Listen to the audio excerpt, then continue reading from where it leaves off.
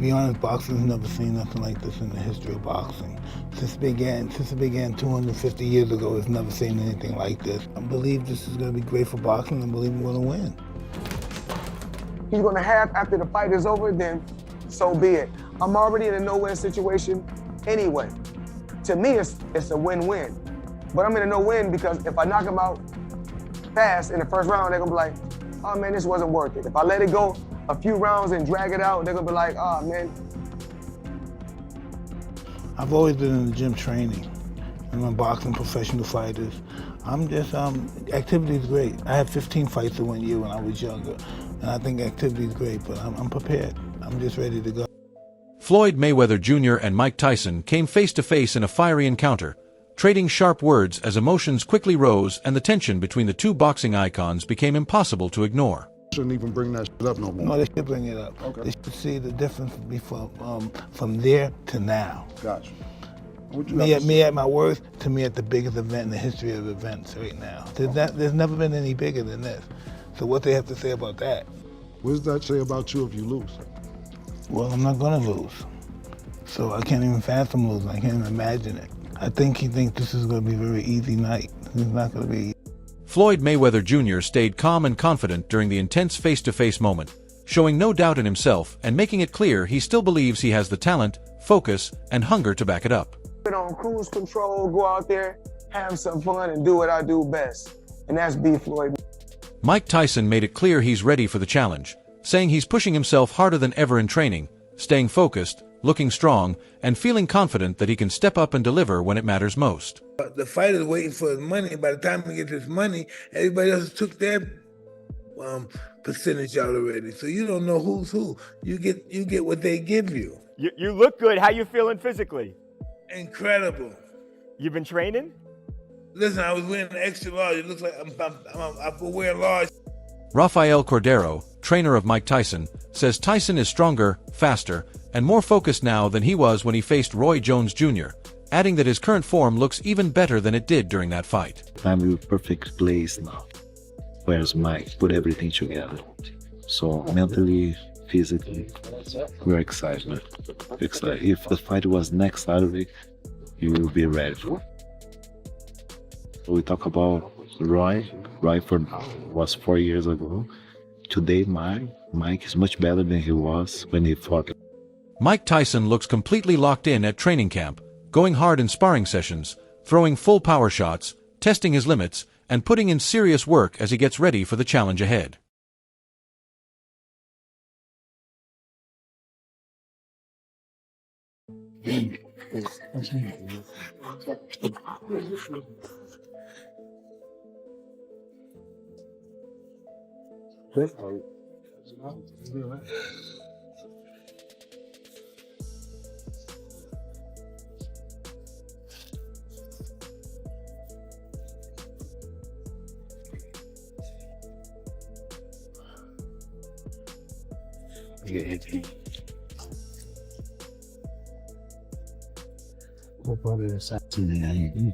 Okay.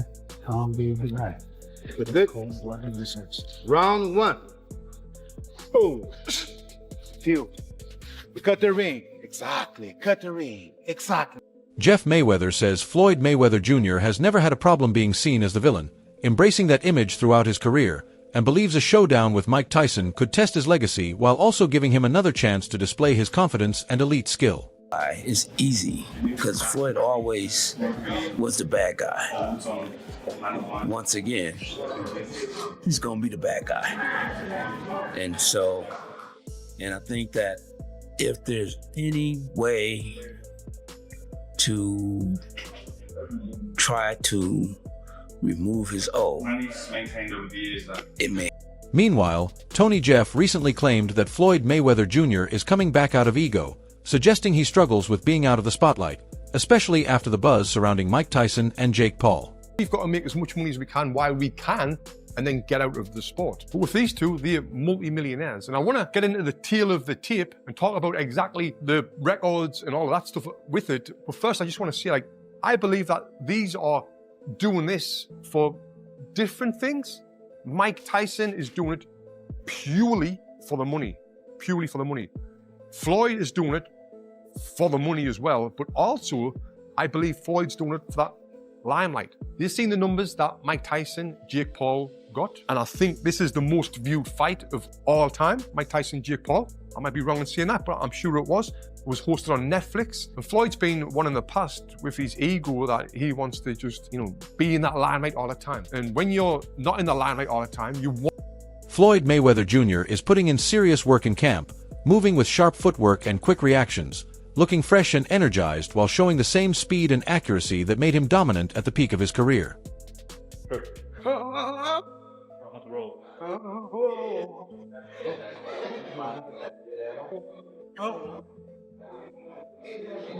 right here. Right here, hook. Hook it. Hook right here.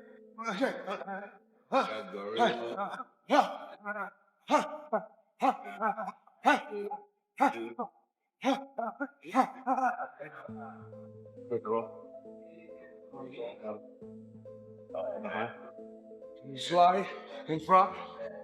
Hunch it, wait till help you go. Drop. Walk it. Hitch it. Six. Hunch it. Hitch it. Don't look at it. It's about to be.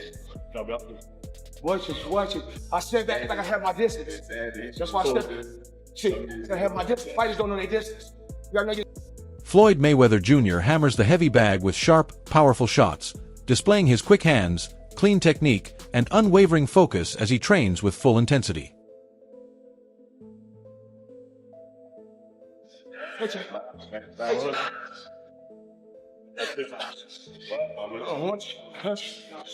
Again, touch the gun. Hedge it.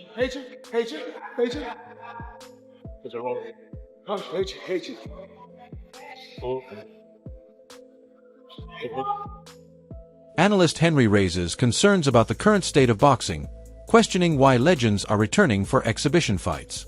He notes Manny Pacquiao is set to face Rosalind Pnikoff and Floyd Mayweather Jr. is linked with Mike Tyson, suggesting these bouts are motivated more by money than by sport. He finds the trend odd and unsettling, especially as older fighters make comebacks, and the concern around Tyson grows after his recent high-profile fight with Jake Paul, which already stirred debate. Taking on Mike Tyson of all people, that's the most money-motivated thing I've ever heard. It's utterly bizarre. And I don't want to see Mike Tyson anywhere near the ring again, especially after that Jake Paul fiasco. This whole thing's incredibly weird. I don't like it. I'm a proper boxing fan, and these fights to me, this OAP stuff they've got going on when they bring back these old fighters for one more go at each other, it's just not something that I particularly enjoy. Now look, it's going to be on Netflix. It's probably going to be a massive event. I'm probably going to end up covering it because they are two former champions of note, and it is going to go on their professional records. But if you thought the first fight wasn't particularly entertaining, I can't imagine this one's going to be much better. The one thing I will say is that I believe Pacquiao's in better condition than I realized after the effort he put in against Mayweather. At the same time, Henry acknowledges that the event will be massive, especially with a platform like Netflix backing it, and despite the criticism, it still draws interest. He believes the real story is the decline of the fighters, questioning who has lost more of their edge. Floyd Mayweather Jr. has been out of the ring for years, while Manny Pacquiao has faced more battles overall. That uncertainty adds intrigue, even for purists who aren't fans of the idea. Mayweather's not had a proper fight in such a long time, which you could argue means he won't be as sharp in the ring. But then on the other hand, Pacquiao's had way more fights than Mayweather has, so you could argue he's got less left in the tank. It's difficult to figure out what it means for either guy, and we don't really know which way it's going to go. But I guess, if I'm being really honest, as much as I don't love it, there's always going to be a little bit of intrigue there. Kind of don't like myself for it, but I'm just being honest with you guys. And I think if we want to have a real conversation about what this fight represents is a continued frustration around the truth about the first fight, which was that it came too late and it turned into more and more of a cash grab. This fight embodies that to a whole new level. Even for the broadcaster Netflix, I don't believe they're truly invested in the sport of boxing. They'll take one-off big events that get them more subscribers, that increase their revenue, that increase their subscription base, but they don't really care about the sport. If they did, they'd be putting on a lot more events than just these mega fights that involve, influencers and fighters that are well past them. Adola questions the reported fight between Floyd Mayweather Jr. and Mike Tyson in Congo, wondering if it's really happening or quietly losing momentum. He's puzzled by the early February announcement for a September bout, far longer than the usual 3 to 4 month promotion period, suggesting either a bold global buildup or behind-the-scenes uncertainty. He also looks at Netflix's approach, noting how the platform favors spectacle-driven matchups to attract attention. Talk about Floyd Mayweather versus Mike Tyson in the Congo. Is that now scrapped? Why are they announcing this several months before the event? I mean, is it a massive build-up? I mean, when you think about it, most fights are announced 3 months, 4 before an event. This one, September. We are in February, people. Like, what is going on? I mean, what are Netflix doing? Netflix are kind of, obviously, they're picking up and putting on really random stuff. Like Ronda Rousey versus Gina Carano. If you are an MMA fan, that fight was supposed to happen way more than a decade ago. Way more than a decade ago. They're doing it now. Will it get big numbers? I guess it kind of will.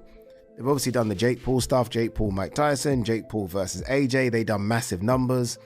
Crawford Canelo, a serious fight. And then they're doing... From crossover fights to the huge audiences drawn by Jake Paul events, the platform clearly aims for mass appeal. Aid admits the approach probably works, even if it seems unpredictable. Despite his skepticism, he's a genuine fan of Floyd Mayweather Jr., tracing his love for boxing from Mike Tyson's dominance to British stars and back to America through Floyd's brilliance. He sees Mayweather as one of the few who mastered both promotion and in-ring strategy, much like Conor McGregor did in his own sport. Massive Floyd fan. Like, my journey into boxing, obviously when I was young, it was very much Mike Tyson, but then it went and became a UK thing. The ITV days of, I don't know, Ben Eubank, etc., Michael Watson, and then eventually Joe Calzaghe, Prince Nassim, etc., etc. My reason for going back and watching American boxing is solely down to Floyd. Like, I was obsessed with everything Floyd Mayweather did. I thought he was a genius when it came to marketing and a genius in the ring. Like, it's very rare that the two go together, which is why I think everyone kind of fell in love with Conor McGregor, right? Because Conor McGregor was a genius outside the ring in terms of how to sell a fight. And in the octagon, he actually proved that he can fight as well. Floyd, obviously on a completely different level, but you know what I mean? Very similar. Someone that talks the talk and walks the walk. And Floyd most certainly. Wade Plemon offers a candid take on Floyd Mayweather Jr.'s return, noting the tension between preserving his legacy and chasing financial gain. He explains that watching a boxer of Floyd's stature compete again at this stage can feel underwhelming, as it suggests the move is motivated more by money than love for the sport. For longtime fans, there's a discomfort in seeing a legendary career risk being defined by profit rather than pure athletic achievement. Mayweather had financial troubles because of the money he owed to the IRS, because of the terrible business and real estate investments that he's made, and apparently some of these have gone under, and he is owed back rent, or he is owing back rent, and he is delinquent on a lot of payments for a lot of different things right now. These things seem to have added up for Floyd, and now it's pretty apparent that not only is he doing these, bank robbery style exhibitions, but it looks like he absolutely needs to do it, which is very, very sad. Listen, I'm not the biggest fan of Floyd Mayweather as an individual outside of the ring, but I never want to see athletes have their money mismanaged or mismanage their own money so badly that they go broke in retirement, and it looks like that's kind of what's happening. And here's a snippet from Business Insider because it made me want to pay for the... Despite rumors about Floyd Mayweather Jr.'s finances, Plemons firmly denies any money troubles, saying Floyd is not struggling with obligations and that reports of massive debt are exaggerated. He does acknowledge, however, that the event is extremely profitable and that financial incentive plays a major role in making it happen. While some may see this as purely commercial, Plemons frames it as a smart decision that combines Floyd's competitive drive with the opportunity at hand, creating both a show for fans and a display of Mayweather's savvy career and brand management. Strongly denies any kind of financial distress, but the headlines aren't slowing down. $54 million alleged dollars in debt. So it makes sense why they would want to do this, and it's strictly for money. Let's be honest. This is a clear money grab, but this is going to be a terrible fight. This is not going to be a fight that anyone outside of watching Mike Tyson walk to the ring and the idea that maybe he'll knock out the little guy and Floyd that Tyson for a long time didn't like. For a long time called Floyd a small little angry man or a small little scared man because he couldn't walk his kids to school by himself, mainly because Floyd had, he kind of disrespected Muhammad Ali, who was Mike Tyson's favorite fighter and one that he would never put himself above. But Mike's 60 years old. And if there was a time for Mike to get him and knock him out or whatever, it never would have happened because they were in completely different weight classes and XYZ. If you wanted to settle it outside of boxing, that's one thing, but now they're stepping into this exhibition. There's not going to be any.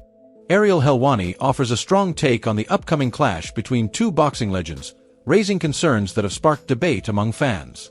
He sees the fight as largely unnecessary, questioning the value of bringing fighters back late in their careers when they're past their physical peak.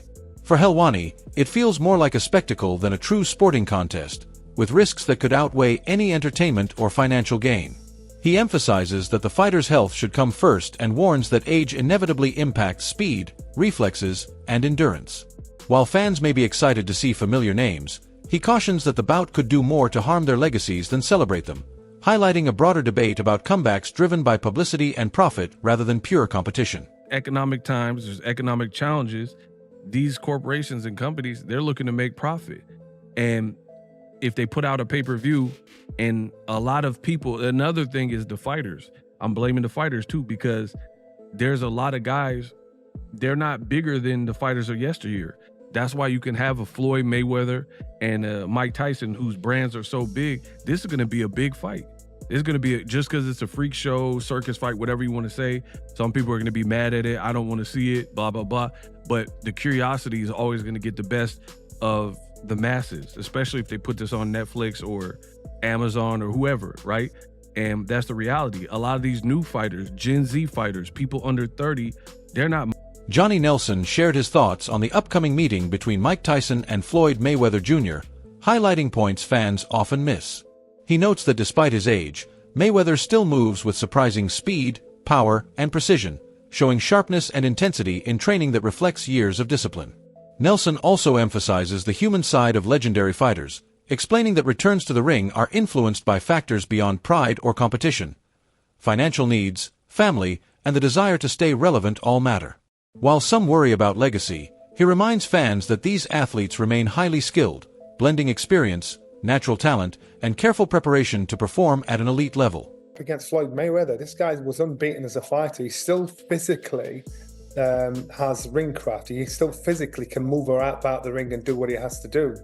I think for Mike Tyson, he's going to be very frustrated. He will want to lay a shot on him to get rid of him, but unfortunately, you slow down. Father Time gets the better of us all.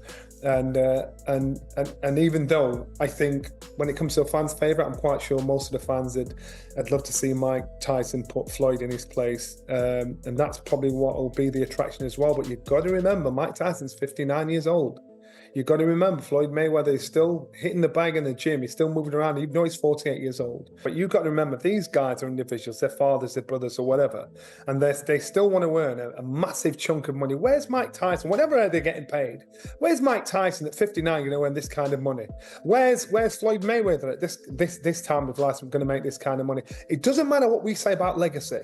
These guys are still going to live. These guys are still thinking, you know what, I'll take the heat, I'll take the criticism, but you know what, my bank account's all right, my family's all right. And I know it's crude, and I know it takes the shine off it, but that's real talk. So these guys are now in a position where where people want to pay them a lot of money to fight each other. It's against somebody they don't like. So again, ego's going to get the better of common sense with Mike, as far as I'm concerned. That's a wrap for today's video. Stay tuned for more, and we'll see you next time.